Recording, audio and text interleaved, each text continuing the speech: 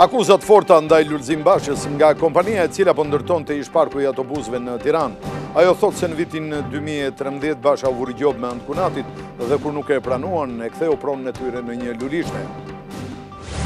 Gjergj Bojaxhi pa ditë në gjykat administratorin e kompanisë e cila ka fituar koncesionin e parkingjeve në Vlorë për një borxh të pakthyer prej $225.000. Padia zbulon një lidhje të dyshimt mes tij dhe këtij koncesioni. Kryeministri Edi Rama thotë se pret që këtë vit Shqipëria të nisë bisedimet me Bashkimin Evropian, por nëse kjo nuk ndodh, shkak nuk do të jenë detyrat e paplotësuara të qeverisë Tiranës. Dezinfektimi nuk po jep efekt tek një insekt i ri i cili është rigjallëruar në plazhet shqiptare dhe po shkakton probleme tek pushuesit. Solucioni i përdorur i mungon në preparati i dur. ISHP kërkon konsulencë nga jashtë. Kristian Panucci i shtohet listës së kandidatëve për të drejtuar kombëtaren shqiptare. Televizioni KLAN mëson se presidenti Duka do të zhvillojë një takim me të këtë javë që vjen e më pas do të marrë vendimin për pasuesin e Debiazit. Nisi nga Durrësi edicioni 9 i maratonës këngës, e kthyer tashmë në një traditë të çdo verë për qytetet tona. 35 artistë ndezën në pedonalen e Durrësit për 3 orë me hite dhe krijime të reja.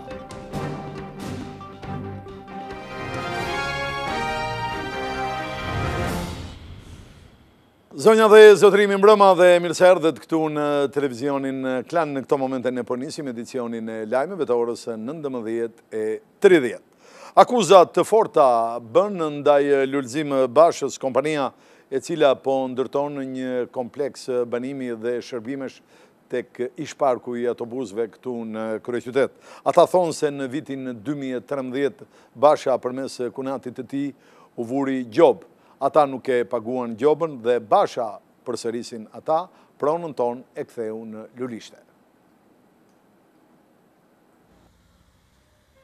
Kompania e ndërtimit të Arlis SHPK bën akuzat të forta ndaj ish-kreut të Bashkisë së Tiranës Lulzim Basha sot në krye të Partisë Demokratike, duke akuzuar atë për gjobvënie, duke ju referuar akuzave të Bashës për pasardhësinë e tij në Bashkinë e Tiranës Veliaj. Për çështjen e një kompleksi në zonën e ish-parkut të autobusëve, kompania thotë se në 2013 Basha u vuri gjob nëpërmjet kunatit të tij.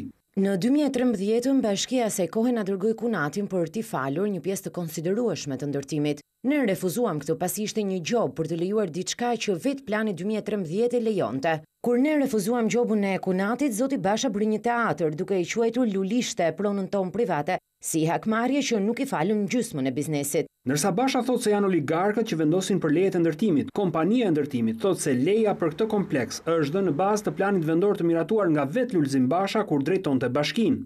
Leja në fjalë është lëshuar në bazë të planit të përgjithshëm vendor të Tiranës, i miratuar në vitin 2013 nga ish-kryetari i Bashkisë së Tiranës Lulzim Basha. Plani asaj kohe parashikonte ndërtime banimi dhe shërbimesh në këtë hapësirë. Procedura është ndjekur nga subjekti përgjatë vitit të kaluar, kur në fuqi ishte ende plani urbanistik i hartuar nga Lulzim Basha.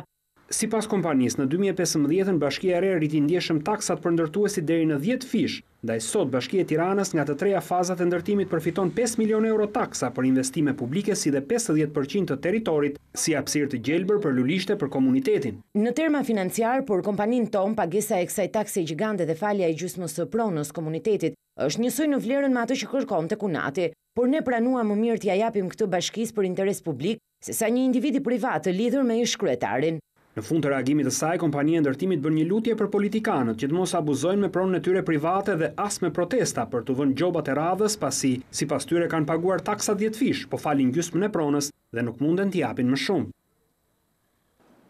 Një padi e bërë në gjykatën e Tiranës nga kreu i partisë Sfida Gjergj Bojaxhi ka zbuluar një lidhje të dyshim të mes tij dhe një kompanie e cila ka fituar pikërisht koncesionin e parkingjeve në qytetin bregdetar të Vlorës.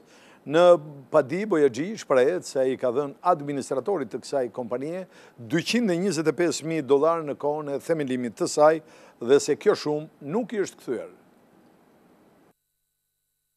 Një padi e bërë nga Gjergj Bojaxhi ndaj kompanisë që ka fituar koncesionin e parkingjeve publike në Vlorë ka zbuluar një lidhje të fshehtë të tij dhe këtij koncensioni. Kreu i partisë Sfida i është drejtuar gjykatës së Tiranës për t'i kërkuar administratorit të kompanisë Tispark që t'i kthejë një borxh prej $225.000. Nuk është e qartë se si I është dhënë borxhi biznesmenit Bashkim Shalla në formën e investimit në koncesionin e parkingjeve apo në formën e UAZ. Por në padi Bojaxhi kërkon që Shalla t'i kthejë jo vetëm shumën, por edhe interesat për kohën që ka mbajtur parat. Ai ka paraqitur në gjykat një kontratë notariale, në të cilën thuhet se borxhi I duhej kthyer brenda 3 muajsh. Në kontratë thuhet se ky borxh është dhënë kompanisë në kohën kur ajo u krijua dhe mori pjesë në garën për koncesionin, por nuk dihet nëse ky borxh ka të bëjë me ndonjë lidhje të fshehtë të Bojaxhi me këtë koncesion. Për llogaritë të Bojaxhi mbi asetet e kompanisë TvKlan, gjykata e Tiranës ka vendosur një sekuestro preventive në shumën e $285.000, çka I shton dyshimet se borxhi nuk ka qenë individual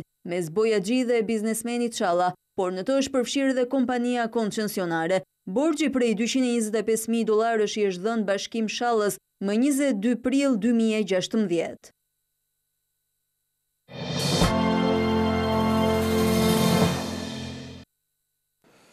Mirë, jemi tek politika, do të ndalemi te kryeministri Edi Rama, I cili shprehet se këtë vit pret që të çelen negociatat me Bashkimin Evropian dhe nëse kjo nuk ndodh, thotë kryeministri, nuk do të jetë për fajt detyrave të paplotësuara nga qeveria e Tiranës. Gjatë një interviste të dhënë për France 24, Rama u shpreh se projekti evropian është I vetmi vizion për shqiptarët. Në një intervistë për televizionin France 24, kryeministri Edi Rama tha se antarësimi në Bashkimin Evropian është vizioni I Shqipërisë, pas përmbushjes së një prej reformave më të rëndësishme, asaj në drejtësi. Ne nuk kemi alternativë tjetër, kështu që presim që bisedimet me Bashkimin Evropian të fillojnë këtë vit. Nuk do të çuditesha edhe po të mos fillonin, jo se nuk I bëm ne detyrat e shtëpisë, por sepse nuk mund të mbështetesh TBE për sa I përket angazhimeve me vende si Shqipëria. Megjithatë, ajo që mendoj unë është që të vazhdojmë me këtë vizion drejt BE-s, pasi ne në fakt jemi shteti më eurocentrik në rajon. Ky vit sipas kreut të qeverisë do të kthejë në histori edhe rekordet e kanabisit në Shqipëri. Këtë vit kemi pasur një kthes në formë uje, sepse në këtë fazë të vitit mund të bëhet një vlerësim për sa kanë qenë të mbjellat. Ne kemi pasur një ulje dramatike dhe unë kam besim që në fund të vitit kultivimi I kanabisit nuk ka për të qenë më aty, pra ka për të qenë histori. Gjatë intervistës kryeministri u pyet nëse I qëndron ende deklaratës së bërë kohë më parë për një bashkim të mundshëm mes Shqipërisë e Kosovës. Unë kam thënë një gjë që është e dukshme, që BE është në fakt ai që na mban. Ne sa I përket asaj që ne shikojmë, që BE është frymëzimi, por në rast se BE do të largohet nga ëndra që ne kemi, sigurisht ne do të shikojmë alternativa të tjera. Ky nuk është vizioni im, dëshira ime apo ajo që unë uroj që do të ndodhë, por është një gjë që mund të ndodhë në rast se BE do të jetë taktik. Kryeministri Rama foli edhe për pritshmëritë e tij sa I përket rritjes ekonomike, nga 3.5 në 5% vitet në vijim, si dhe u ndal tek ligji I mbetjeve. Sipas tij, Shqipëria është I vetmi vend në rajon që ende nuk ka një legjislacion evropian sa I përket riciklimit të mbetjeve. Është momenti të ndalemi tek Partia Demokratike. Afati për dorëzimin e kërkesave për të kandiduar për postin e kryetarit të Partisë Demokratike mbyllen sonte në mesnatë, edhe pse për grupimin I cili thotë se kjo nuk është e rregullt dhe është jashtë statutit. Deri tani janë regjistruar 4 kandidatë në garë, mes tyre edhe Lulzim Basha, I cili sikurse dihet ka ngrirë të gjitha funksionet e tij administrative, por që nuk ka pranuar të jap dorëheqjen. Partia Demokratike mbyll këtë të diel regjistrimet e kandidatëve që do të garojnë për kreun e ri të kësaj force politike. Afati I fundit për dorëzimin e kërkesave është ora 24. Zyrtarisht deri tani dokumentacionin e kanë dorëzuar 4 kandidatë, mes të cilëve Lulzim Basha dhe ish deputeti Eduard Selami. Garës I shtuar edhe Erion Piciri, pjesë e listës së kandidatëve për deputet të Partisë Demokratike në Tiranë, si dhe antari I degës së Partisë Demokratike në Fier Astrid Sinanaj, I cili futet në këtë garë për herë të dytë, pasi ju refuzua kandidimi 4 vite më parë kur Basha garonte përballë Sokol Oldashit. Ambicien për të qenë pjesë e garës një ditë më parë e bëri publike edhe ish deputeti Astrid Patozi, por ai vendosi si kusht rregulla të barabarta për një garë të drejtë të ndershme. Si pjesë e një liste të gjatë firmëtarësh që kërkojnë dorëheqjen e Bashës, Patozi tha se do të garonte kur Basha dhe stafi I tij të largoheshin nga Partia Demokratike dhe kur të zbatoheshin një sër rregullash të tjera si vendosja e datës së zgjedhjeve nga kryesia e partisë siç përcakton statuti. Grupi që I kërkon Lulzim Bashës dorëheqjen dhe të respektojë rregullat statutore për garën në parti, e akuzon atë se ngrirjen e funksioneve po e përdor si mekanizëm për të kontrolluar zgjedhjet. Për shkelje të statutit e kanë akuzuar atë edhe sekretari I përgjithshëm Arben Ristani, apo sekretari organizative në Bosdo, si dhe drejtues të departamenteve të ndryshëm, ish deputet e figurat të tjera të Partisë Demokratike. Ish nënkryetare Topalli e Patozi e kanë akuzuar Bashën se e ka grabitur partinë dhe po e mban peng me familjar të tij, duke i quajtur atë një katastrofë të Partisë Demokratike, sëmundje të saj dhe rrezik kombëtar. Grupi për mbrojtjen e statutit e sheh dorëheqjen e Bashës si të vetmen mundësi për bashkimin dhe ringritjen e Partisë Demokratike. Pavarësisht reagimit të fortë, dy nënkryetarët që kanë marrë kompetencat e deleguara nga Basha kanë vijuar me procedurat për zhvillimin e garës në 22 korrk. Të vetmit që u pan deri në mesditë në Selim Blu ishin nënkryetari Paloka dhe sekretari i përgjithshëm Arben Ristani, por asnjëri prej tyre nuk pranoi të prononcohej për këto zhvillime.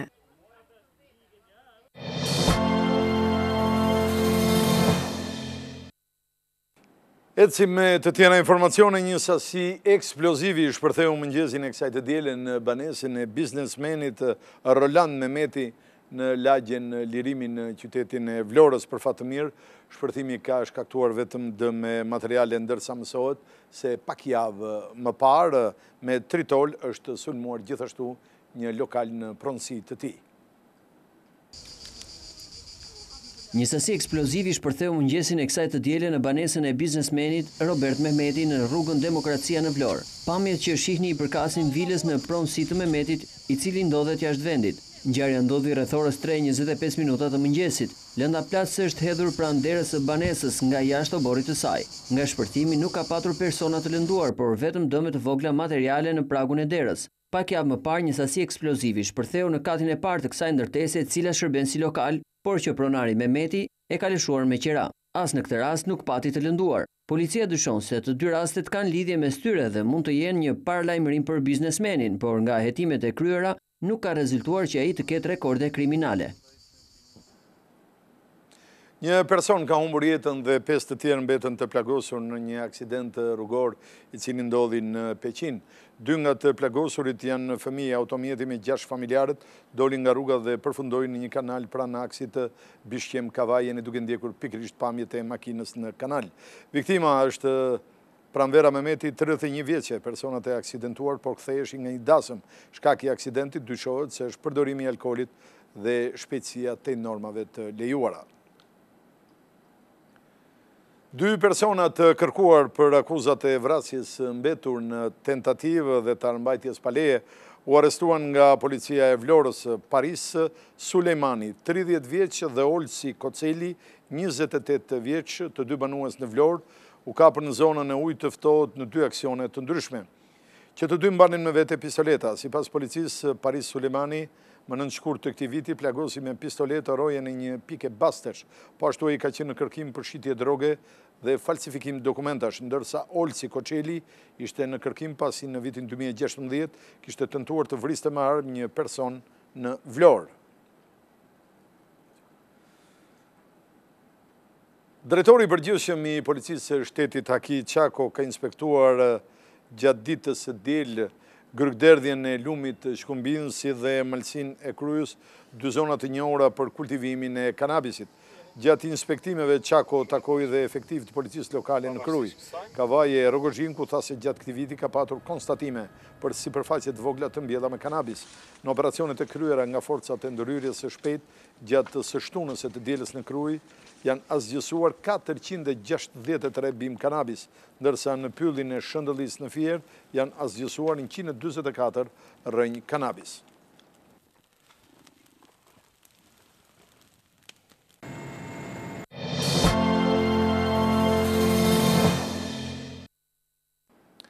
Në fokus do të flasim tani për disinfektimin i cili nuk po jep rezultatet e duhura me një specie, pra me një insekt të ri i cili është rigjalluruar në plazhet shqiptare dhe sigurisht në këtë periudhë, në këtë sezon turizmi, ai shkakton probleme me pushuesit. Solucionet e përdorura, i mungon preparati i dur dhe Instituti i Shëndetit Publik kërkon konsulencë nga jashtë. Që për i fillimit të prillit dezinsektimi po kryet në intervale 2 javore në të gjithë zonat bregdetare, por edhe në kryeqytet.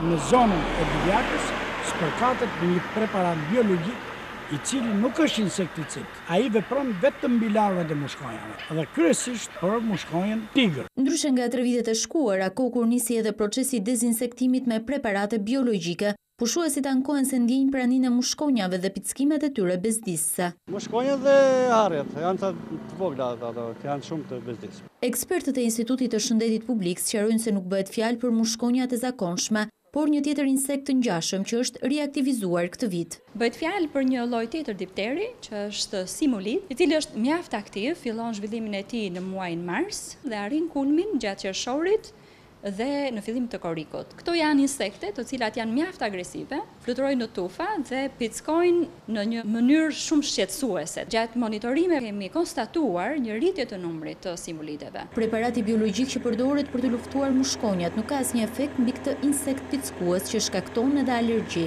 Kanë ekzistuar dhe më parë, si rezultati masave që janë marrë dikur, duke përdorur një numër të lartë të kimikateve, kanë çuar në reduktim. Ndërprerja e përdorimit të tyre ka çuar në rritjen e numrit popullatave. Specialistët kanë kërkuar konsulencë të huaj për masat që do të vënë nën kontroll simulitet, të cilat janë të ndryshme nga ato që zbatojnë për mushkonjat, pasi biologjia dhe cikli i zhvillimit të tyre është i ndryshëm nga i mushkonjave. Ndryshe nga mushkonja që zhvillohen në ujëra të ndenjur, simulitet sipas specialistëve zhvillohen në ujëra të rrjedhshëm apo puseta uji.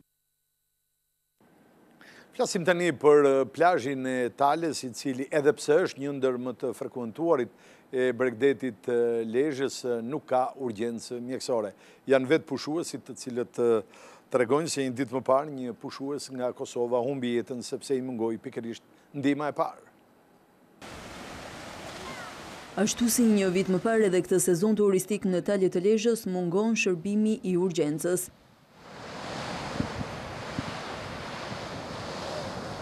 E vetmja mundësi për turistat mbetet spitali i qytetit që ndodhet 18 kilometra larg Bregdetit.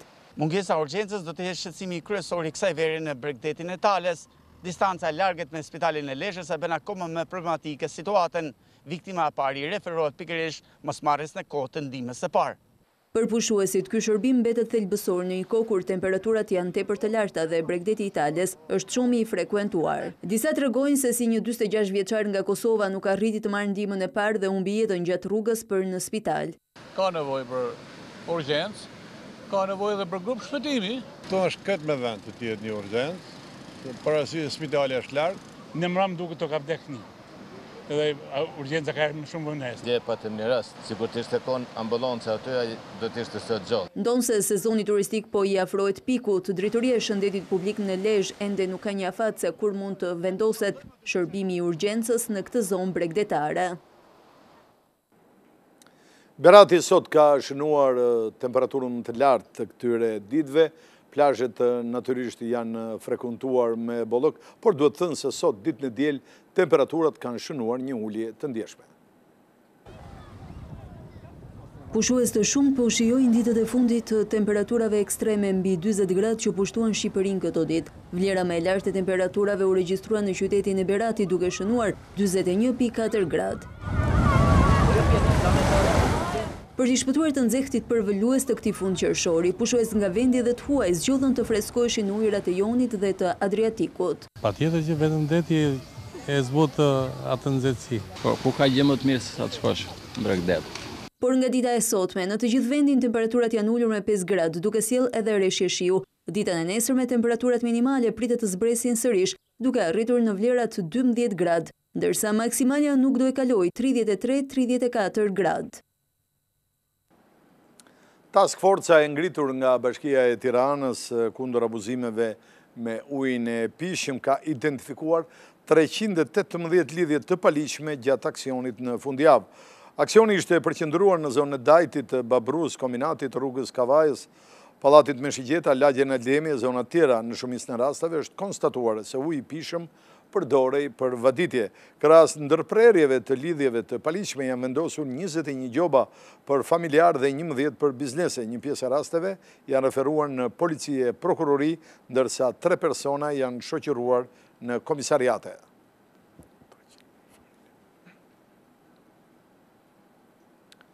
$300 familje në zonën e Ishkinostudios do të përfitojnë nga rehabilitimi i rrugëve lidhëse. Kryetari i Bashkisë Erion Velia thotë se pas rrugëve do të nisë rehabilitimi i të gjithë zonës.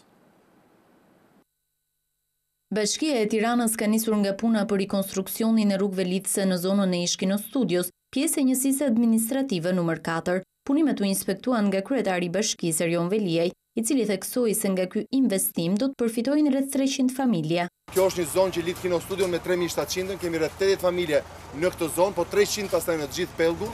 Investimi do të fillojë në mënyrë kapilare me themel, do të thotë me kanalizimet e ujrave të zeza, me rrjetin e ujësjellësit dhe pastaj me të gjithë asfaltimin, ndriçimin dhe sinjalistikën për këtë komunitet. Pas përfundimit të fazës së parë të punimeve, në fokus do të jetë rehabilitimi i të gjithë zonës. Do të vazhdojmë në brezin tjetër, që ka të bëjë me urën tek proji që na lidh pastaj me lumin dhe me gjithë investimet e tjera për rehabilitimin e zonave. Sipas materialit të dërguar nga zyra e shtypit në Bashkinë e Tiranës, banorët e kësaj zone i kanë bërë vetë spostimet e mureve rrethuese për të krijuar hapësira në ndërtimin e infrastrukturës.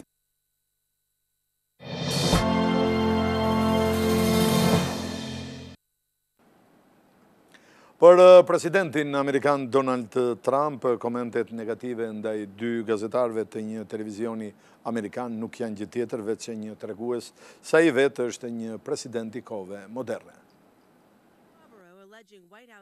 Donald Trump është një president i kohëve moderne, kështu e sheh veten kreu i shtëpisë së bardhë pas një sër akuzash për keq përdorim të rrjeteve sociale, ku Trump nuk i kursen komentet me sfond paragjykues. Mënyra se si unë i përdor rrjetet sociale nuk është presidenciale, por është një presidencë moderne, shkreti presidenti amerikan. Më parë gjatë javës, presidenti nisi një sulm personal për Mika Brzezinskin dhe Joe Scarborough, 2 moderatorët e televizionit amerikan MSNBC. Në komentet me natyrë seksiste, Trump e quajti gazetaren Mika e çmendur me koeficient të ulët inteligjencë, ndërsa të fejuarin e saj, një kohësisht edhe koleg, e cilësoi si psikopati Joe. Presidenti u mbrojt dhe tha se rrjetet sociale i dhanë atij mundësinë të lidhej drejt për drejt me publikun, duke anashkaluar mediat kryesore për mbajtja e të cilave sipas Trump është e mbushur me lajme të rreme. Të premten New York Post botoi një editorial me 3 fjalë për postimet e Trump: ndalo, vetëm ndalo.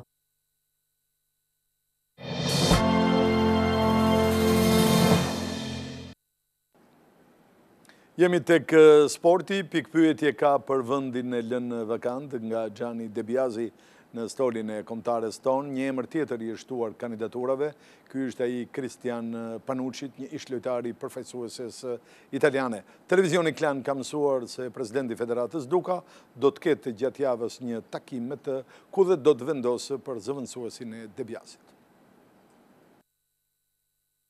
Presidenti i Federatës Shqiptare të Futbollit Armand Duka pritet të vendosë këtë javë për trajnerin e ri të kombëtares. Në listën e tij janë Giancarlo Camolese, Walter Zenga, Clarence Seedorf dhe Christian Panucci. Televizioni KLAN ka mësuar se gjatë kësaj jave Duka do të takojë Panuccin, i cili duket edhe favoriti për të pasuar Gjani Debiazin.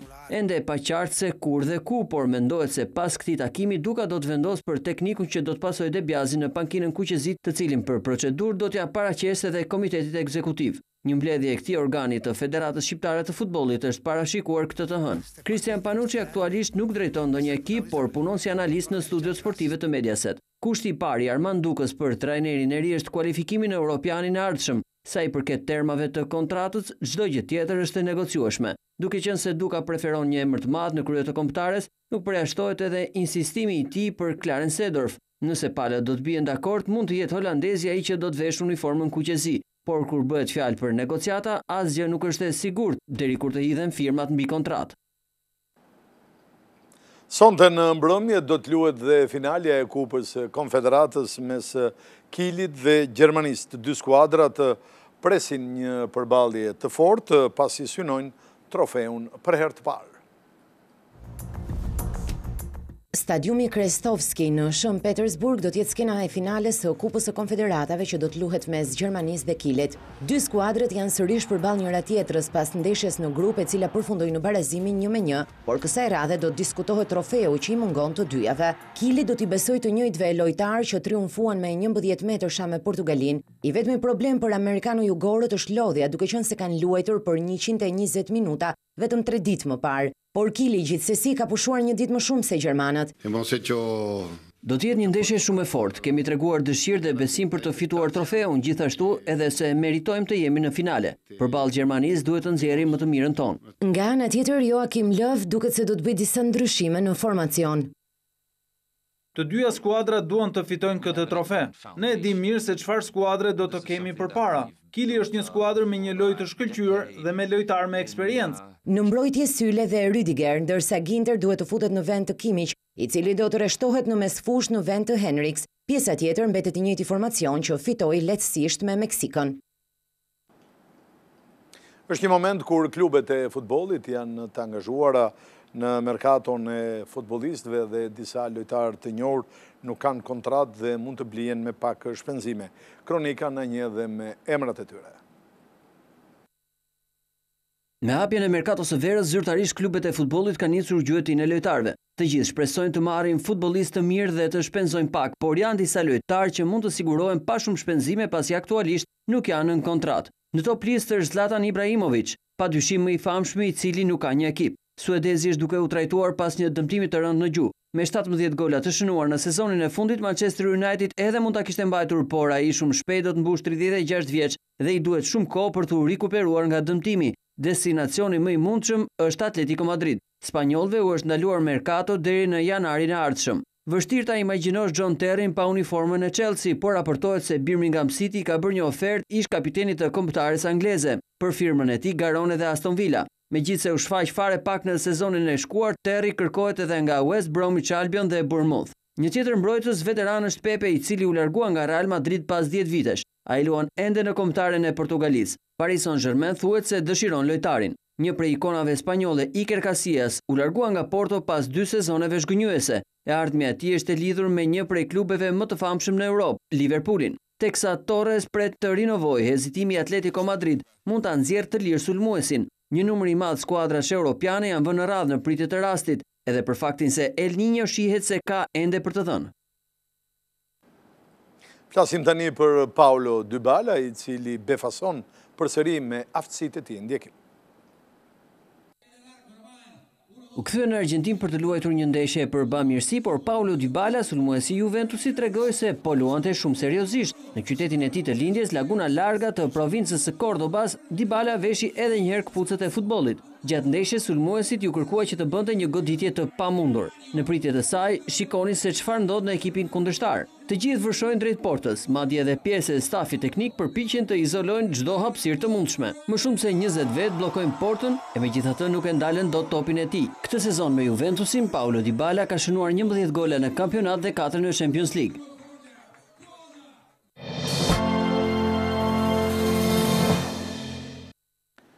Nisi nga qyteti bregdetar i Durrësit, pikërisht edicioni i 9 maratonës së këngës, i kthyer tashmë në një traditë çdo verë për qytetet shqiptare. 33 artistë kanë ndezur pedonalen e Durrësit në 3 orë me hite dhe krijime të reja. Maratona e këngës nis pikërisht të udhtim këtu. Jeni gati ta ndezim sonte apo jo? Maratona e këngës, koncerti më i dashur dhe më masiv për shqiptarët, ka startuar edicionin e tij të 9. Qyteti antik i Durrësit ishte përzgjedhur si ndalesa e parë nga televizioni KLAN, promotor dhe qendra sot për të ardhmen. Në kujdesin e bashkisë së këtij qyteti, 35 artistë shqiptar performuan hitet më të reja muzikore. Më shumë se 3 orë muzik i dhanë freski një mbrëmje pranë pedonales, ku emra të mëdhenj të muzikës si Bujar Qamili, Irma dhe Randa Libohova, Eli Fara, Gjergj Leka, Irini Qiriako, por edhe artistë të tjerë e kthyen në një pistë kërcimi sheshin përpara bashkisë së qytetit.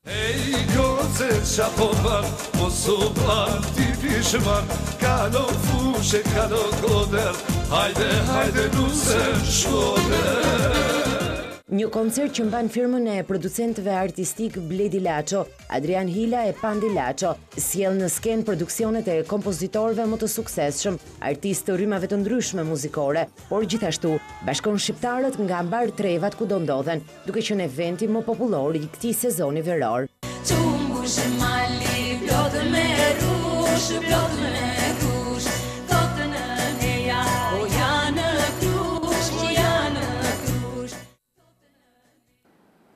Këngëtari italian Vasco Rossi ka mbajtur një nga koncertet më të mëdha të karrierës tij.